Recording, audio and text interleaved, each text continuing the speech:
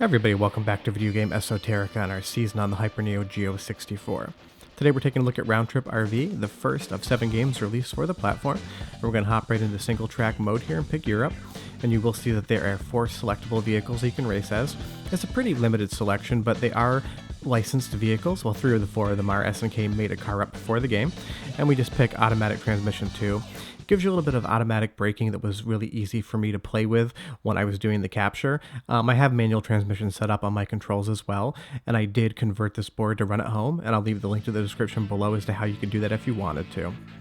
So the game is definitely good. It's a competent arcade racer. Graphically, it's pretty impressive, but it is not the best thing in the world, and it's kind of interesting that SNK decided to make this their first release on the Hyper Neo Geo 64. It runs really well. I mean, it's definitely do a locked 60 frames a second. See that little Bridgestone blimp up there? There's a lot of licensing in the game, and that's fun to see. It kind of ties a little bit back more to a real-world setting. But there's nothing spectacular about this game compared to some other arcade racers that may have been out at that point in time. I'd rather play something like San Francisco Rush, I'd rather play something like Cruisin' USA, or any of those games. But that's not to say that this game isn't good. It's definitely got some interesting hooks. Basically, the entire point of this game, and in the title, Round Trip RV, is that each track doubles back in on itself. So there's more than one path to take, and you will see that sometimes you can take it head-on impact with the cars. So it definitely gives you enough challenge to feel like, you're enjoying yourself. Now, graphically, it's a bit of a mixed bag. Granted, this system uses the same CPU as the Nintendo 64, but the textures are not filtered. You'll see that there's a lot of pixelation, and some of the actual polygons are clipping as you turn the car left and right in the back of the screen there. So I would say that it's an interesting game to take a look at, and it's certainly fun, and I'm glad I have it in my collection to complete my full set of Hyper Neo Geo 64 games. But the fact that SNK came out with this in '97, and that's the hardware they chose, is definitely interesting. Here, on this track, you have to make a quick turn. I hit the wall there a little bit, but that's kind of how that track ends. So it's fun enough to play around with, but it's definitely a very challenging game. I've turned the difficulty down, but I will time out here. You have to race practically perfect to be able to do any good at this game. And there are only 3 tracks, so really learning it isn't that hard, but you will see that I've run out of time there, but my driving level is still a B. So I'm going to go right into Asia here. I do wish the game came with more tracks. 3 tracks is really limited. There's not a lot of replayability on this game. And when we get to the video on Offbeat Racer, you're going to see that a lot of the assets were reused. So I kind of feel like this game may have definitely been a little bit rushed just to get the Hyper Neo Geo 64 out onto the market in '97. Because compared to a lot of the other games, the driving games feel really limited and kind of just feel like they were, I don't want to say thrown together, but they're definitely not the most impressive things as far as gameplay content-wise is concerned, because you really are just limited to 3 tracks, and you can beat this game in 15 minutes if you're playing championship mode. You can get through all tracks very quickly. I have another branching pathway here, and as far as the art design is concerned, each track definitely feels unique and different. You've got some obstacles here, you can hit these trunks and you fly up in the air.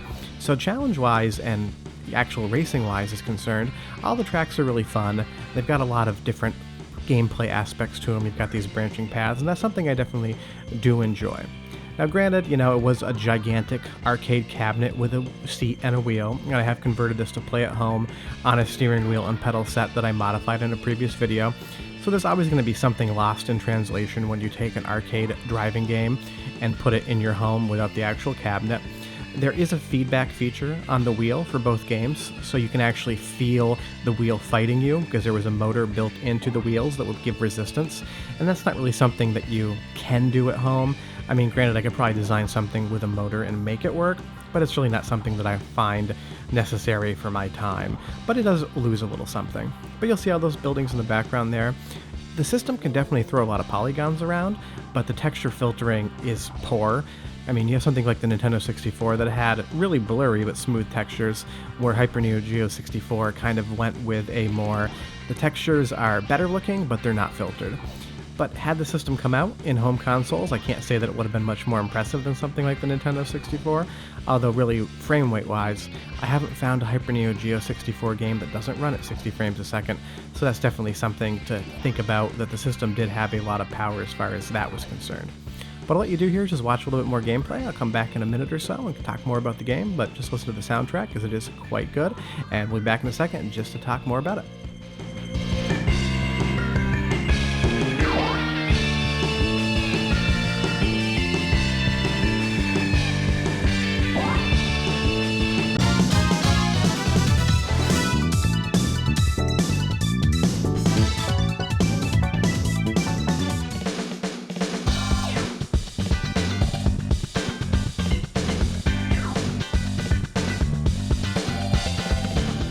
So here we are on this track, and it's definitely my favorite in the game. Kind of like the colorful aspects to it and just the overall layout of the track.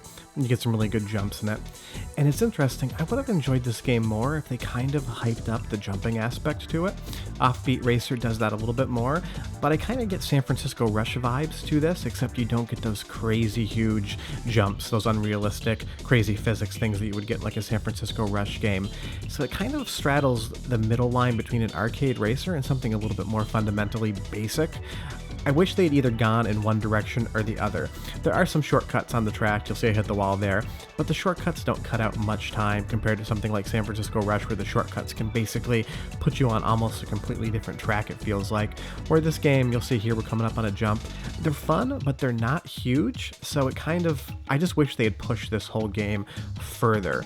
Where, you know, their fighting games and Beast Buster 64 were definitely really interesting and definitely had a lot going for them.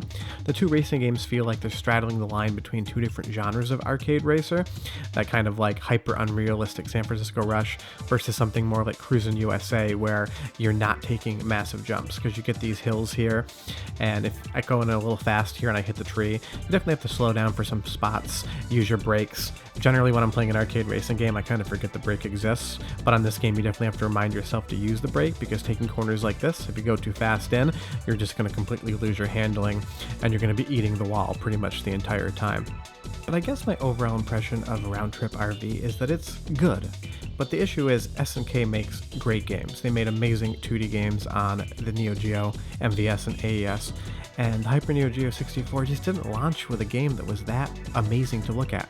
There were so many options for racing games in the arcades in 97, 98, so for SNK to push this out and think that this was what they wanted to show the public of what their new hardware could do is really strange to me, and I guess that's my confusion when I play this game, is that everything about it is good, nothing about it is great, and that's a really strange way to launch a new hardware platform. It's something that's really not going to make a huge impact in the arcades, considering the competitors they were up against at that point in time. And I think that more than any reason is why the Hyper Neo Geo 64 didn't really succeed. You know, SNK was well known in the arcades and even in the home market for amazing arcade games, you know, perfect fighters, really fun experiences. And with the Hyper Neo Geo 64, obviously SNK was a 2D company, so I think part of their issue was that how did they translate their development skills into a 3D game, and this is their first attempt at something like that, and it definitely does show. But it's a really fun game to play. From a historical standpoint, it is still a really good arcade racer, and you cannot play this on any other platform. It was never ported. MAME emulation of the Hyper Neo Geo 64 is barely functioning. The audio is absolutely abysmal and will give you a screaming headache. So outside of an original board or an original cabinet, this game is definitely something that you're not going to experience, and I haven't seen a Hyper Neo Geo 64 game or arcade board in the wild since like 2006 when I played Beast Busters in Colorado, so it is very possible that this game may never be seen again outside of if you are a collector of arcade things and that's what you want to do. Short of that, really appreciate you watching. We'll be back next week with some more Hyper Neo Geo 64 content, but it's been a lot of fun to be able to bring this to you. There we go, we got second. I mean, we got a driving level A, so it definitely is something that you can get good at. I'm really glad this game is in my collection, and I'll definitely never get rid of it. But thanks so much for watching. Take a look at the little name selection screen here. I do get to put my initials on when there's a little cute car.